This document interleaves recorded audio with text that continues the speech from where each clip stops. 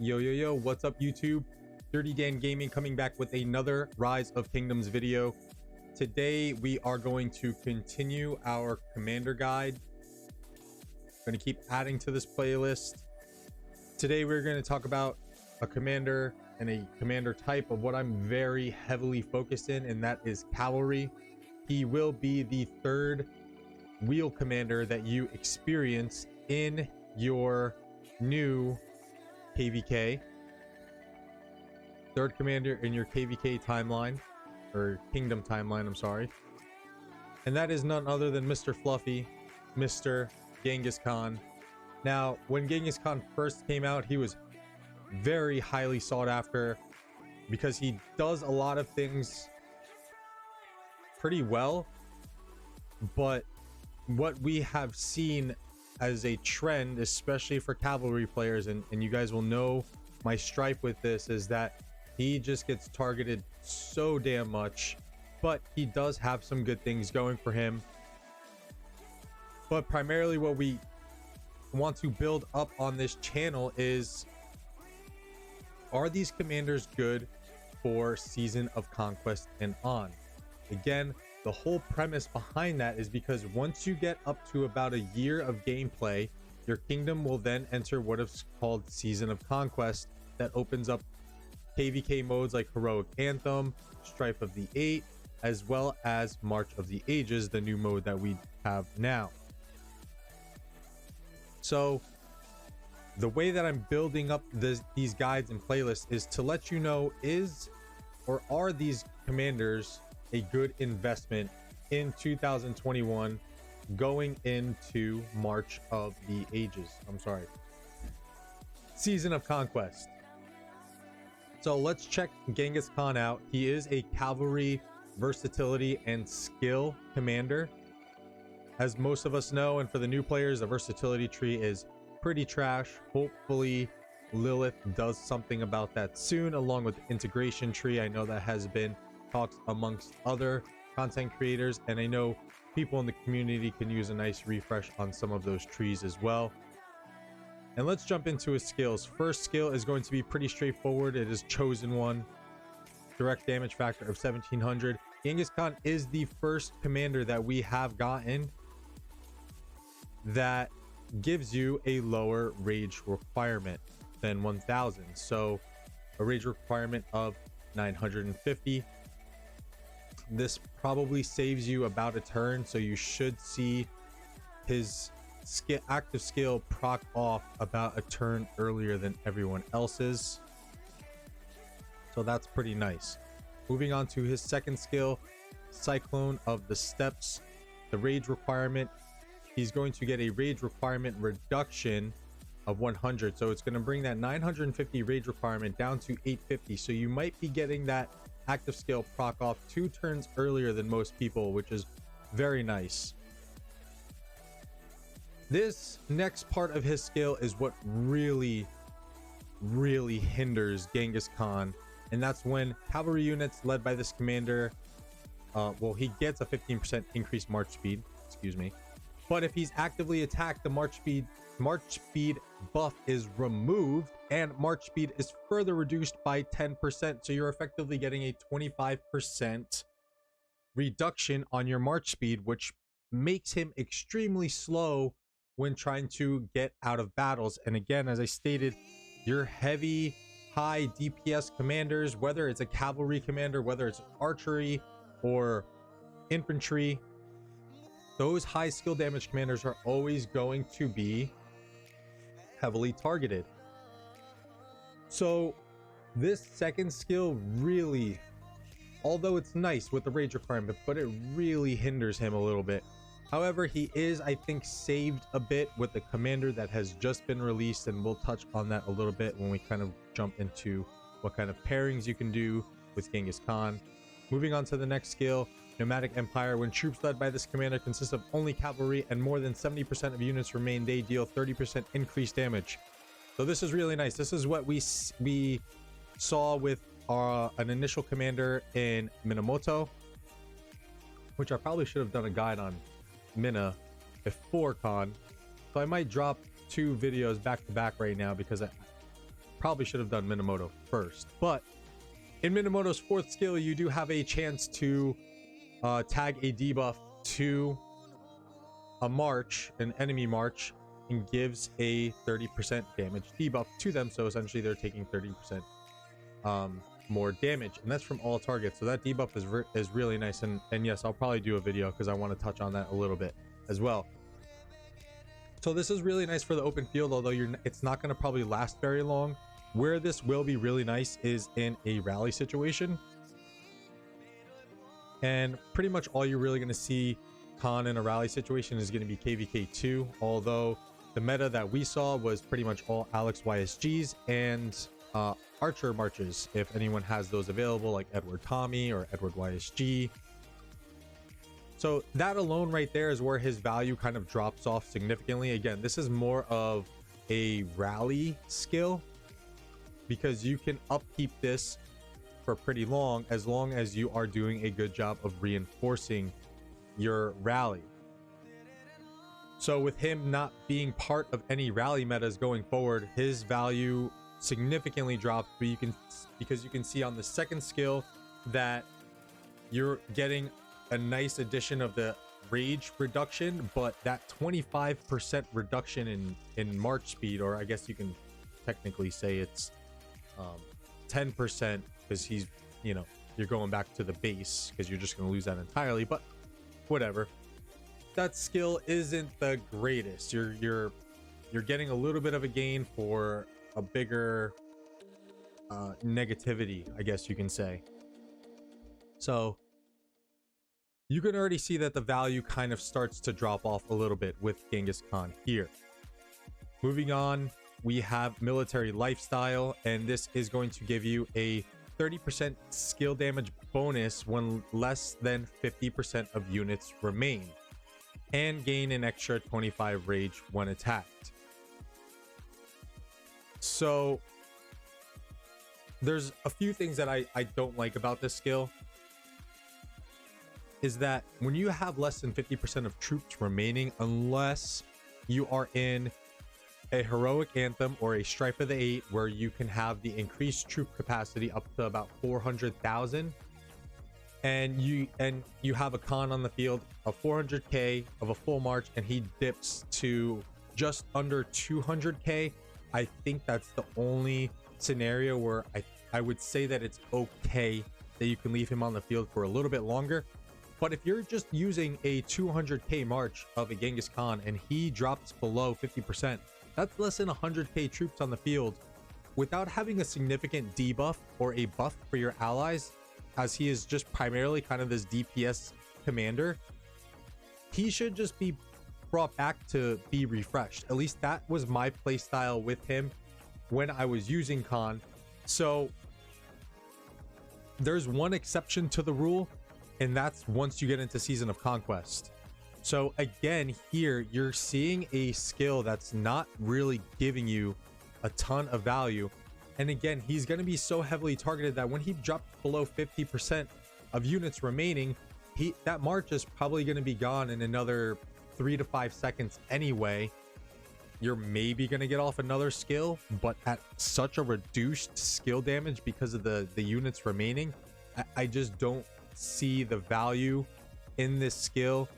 And again, back in the day when these commanders were just coming out, when we didn't have the Attilas of the world, when we didn't have the XYs and the Guan Yus, Khan was one of the top tier commanders to pick because there was no one that dealt damage like him. That comes from his expertise, which gives Chosen One, his active skill, a 30% chance to cast an additional level 5 of Chosen One. This is what really made him, you know, people wanted him, because it does proc off a decent amount of the time. But again, you're just getting targeted so much. There's no type of stat boost to Genghis Khan. Most of his stat boosts are going to be coming from equipment. And as you can see here, I have a full set of legendary gear on him, and I opted for Heart of the Saint because I want the defense and the health and the tankiness. But even with that, he doesn't fare too well in the open field. He just doesn't. He doesn't have any type of sustainability. He doesn't have any kind of tankiness. The only time you get tankiness is when you are going to be pairing him with a commander like Saladin, who offers you I don't know how to get rid of this. Nope, that's not. There we go. Who gives you a little bit of tankiness with defense bonuses, counterattack damage reductions, and skill damage taken reductions. So he's just so super squishy. He's such a glass cannon, even when you pair him with, you know, some of the tankier commanders, and he's just such an easy target on the field that I don't think that his value holds up too well.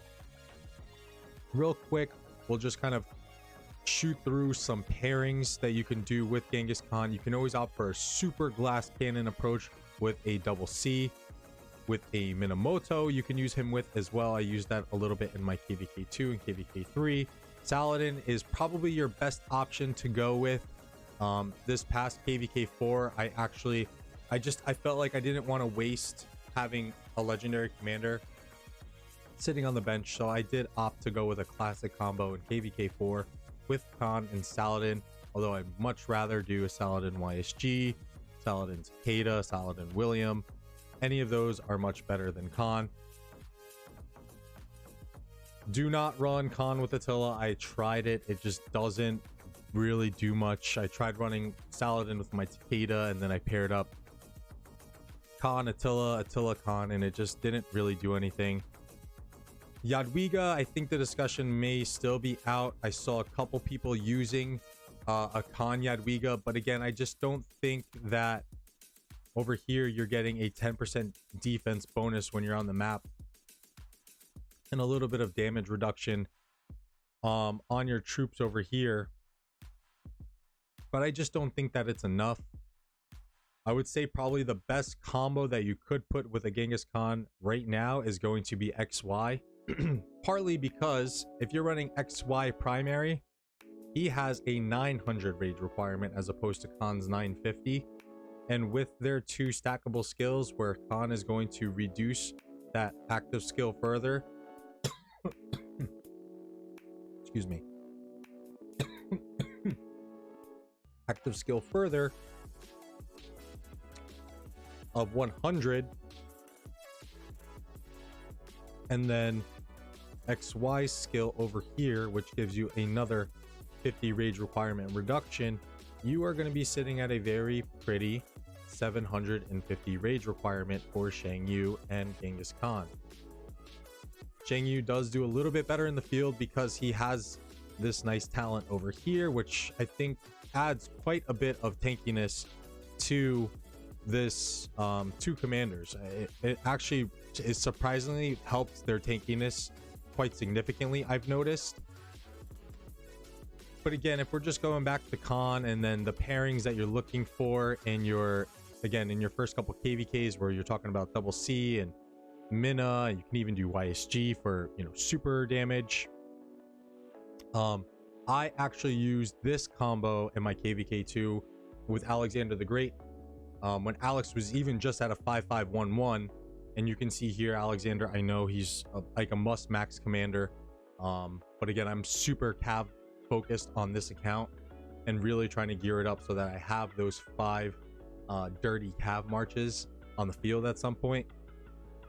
But this little skill right here, I mean, obviously his shield is nice and you're going to be getting a little bit of defense when the shield procs, although it's only going to be 10%. But this is a part of the skill that I really like in pairing with Khan, especially in KVK2 when you still have Richards running around with a damage reduction effect, is when troops led by this commander are immune to all damage reduction debuffs. And again, whenever it states that just troops and it doesn't specify a troop, that means that it is a universal skill. So that is why I opted to go with Khan and Alex, and I racked up a decent amount of kills with them. I would say probably more than half of these kills came from my KVK2 with that pairing. All in all though, if I had to give a summary on if you should go ahead and max Genghis Khan, again, looking ahead for the longevity of your account and looking ahead to Season of Conquest, I would give 2 thumbs down for Genghis Khan. I just don't think that we have the commanders just yet to make him have that value again. Now, if a defense tree cavalry commander comes out in the next few months, I will probably come back and say that Khan is a okay investment, and I'll maybe give him 1 thumb up. You're going to get some usability out of him, don't get me wrong. KVK2, KVK3, you will get some usability out of him. I just think that as you go forward and ahead into further KVKs, the amount of sculpts that you dump into him over here, 450, and this is from max spinning. In the beginning stages of the game, this is where I kind of was more of a mid spender. I'm a little bit more of a low spender now, but I maxed all of those wheels. I maxed 3 wheels up to 180, and I only got 232 sculptures out of them, and I had to still use 450. So that's a pretty high investment for a commander, where last season in KVK4 I was having trouble trying to figure out where I am going to put my Genghis Khan. So I just don't think that the value holds up. I think you can opt for other commanders if you have the patience to wait.